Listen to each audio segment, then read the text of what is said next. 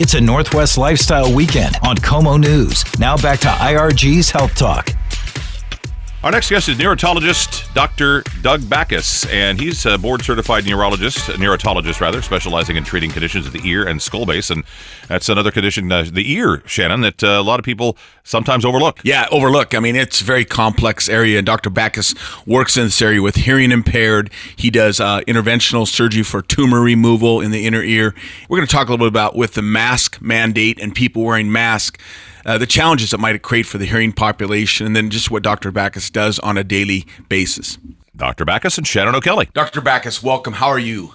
Oh, doing well. How you doing? I'm doing great. Thanks for coming back with us. You know, I wanted to kind of catch up with you and talk a little bit about this recent COVID situation, particularly since your focus as a practitioner is really with the hearing impaired or those folks that have hearing problems. And I want to talk about mask and some of the situations out there, because a lot of these hearing impaired folks, we know they read lips, they look at facial expressions, and when those are covered up, I'm sure that's a challenge for them. You're a neurotologist. Let me say that again. You're a neurotologist. That's a unique position you have. Tell us about being in neurotology and what the day in the life of Doug Backous is. So neurotologist is someone who did an ENT residency and then did a 1 to 2 year fellowship. I did a 2 year fellowship at Johns Hopkins. So I actually studied the Hearing and Balance Center on a very basic science level to understand how the neurons fire. But that's a very different experience than being a clinical doc, where people aren't really hearing and talking, they're really communicating. And as you know, we take a lot of body language into account. A lot of that body language is facial expression, the way you move your hands. People, even when they have good hearing, they're still reading lips and putting those cues together. So in my particular situation, I have a lot of older patients that are getting cochlear implants, for instance, because that's allowing them to stay in their house because it removes a communication barrier and increases their level of safety just in day-to-day life.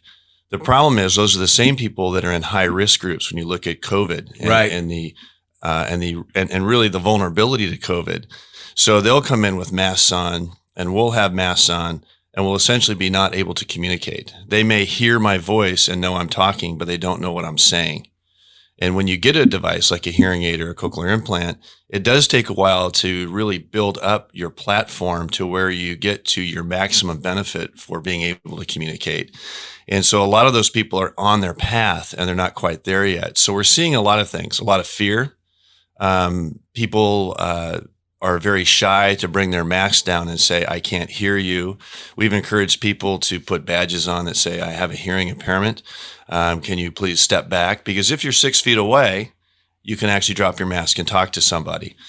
And so with particularly the older group and the younger group, the real young kids, it's difficult. And at a time when people aren't going to school, anxiety and stress level is up. I was talking to a neurosurgeon yesterday and made a very interesting comment. With all of the stress, a lot of us have an elevated cortisol level in our pituitary axis, which gives you kind of a brain fog, makes it hard to concentrate. I mean, how many of us sit down to read a book in the evening and read the same chapter 4 times before we realize we haven't turned the page?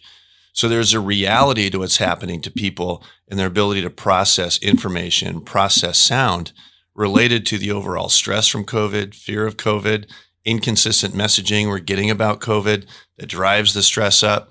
And then you put a mask on those folks and they order a cheeseburger, Burger King, get a hot dog from Whataburger. You don't even know what restaurant they're in. Yeah, exactly. Tell us about just working in that area and working with these people and changing people's lives. Yeah, so hearing is a very important sense. I think it's fascinating when you read Helen Keller's autobiography and she was asked if she could get 1 sense back.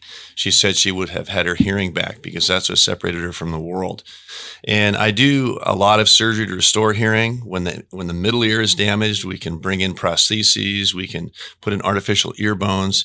When people have a neural hearing loss, a lot of people think they have nerve deafness. Well, nerve deafness is extremely rare, less than 1% of people.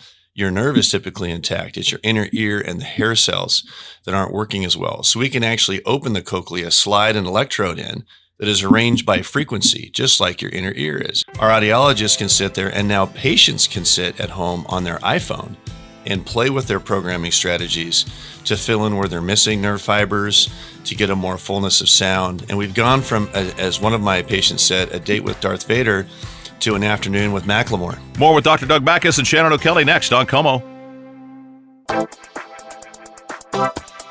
It's a Northwest Lifestyle Weekend on Como News. IRG's Health Talk continues. And now, continuing our conversation with Dr. Doug Backous and Shannon O'Kelly. Dr. Backous, again, thank you so much for your time.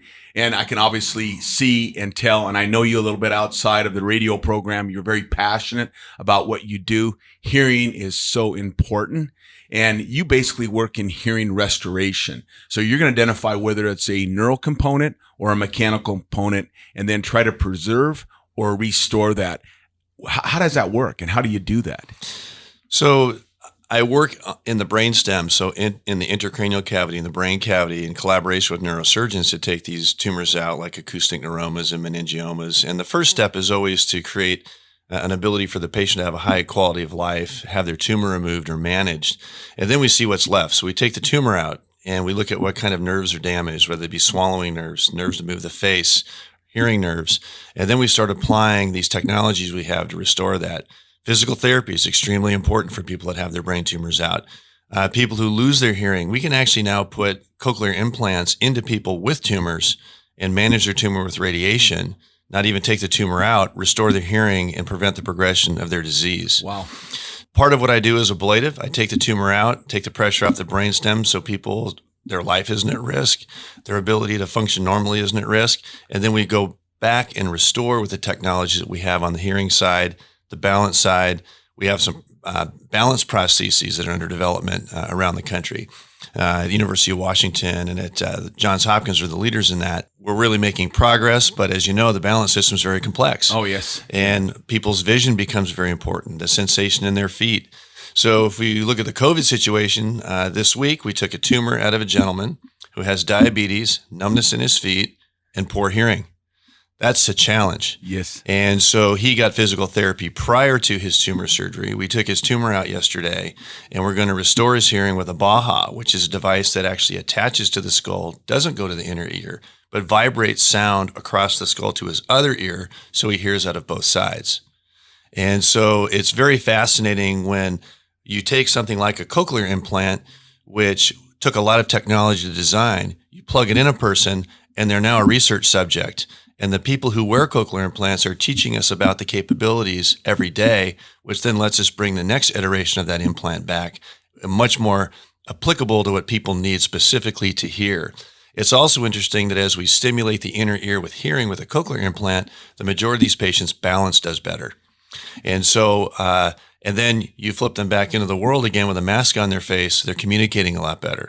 Their anxiety goes down. Their balance gets better because their anxiety goes down. And remember, we're applying technologies and highly technical surgeons to people, to human beings.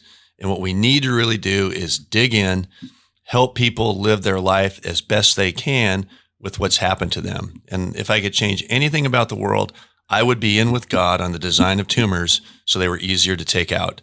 Because tumors aren't tumors. Tumors are masses attached to people that we have to try to restore to their churches, their classrooms, their jobs, and to hang out with their family. And so my passion, God gave me some gifts. I can sit under a microscope for hours. I feel compelled to apply that for bringing people back to their maximum life. Wow, that is amazing. Wonderful stuff. Dr. Backous, thank you for your time. Boy, you're right, Shannon. That's a lot more involved than I really realized. Dr. Backous, a neurotologist, talking about all the kinds of things that go on with the ear, especially in this COVID era. There are more things to talk about than we knew about. Absolutely, Tom. I mean, Dr. Backous is changing people's lives. Can you imagine being involved and taking someone who has hearing impairment and then restoring hearing? And just that sensation of hearing is so important just to function, you know? Yeah, that's great work that he's doing. Dr. Doug Backous. We'll have our final segment next on Como.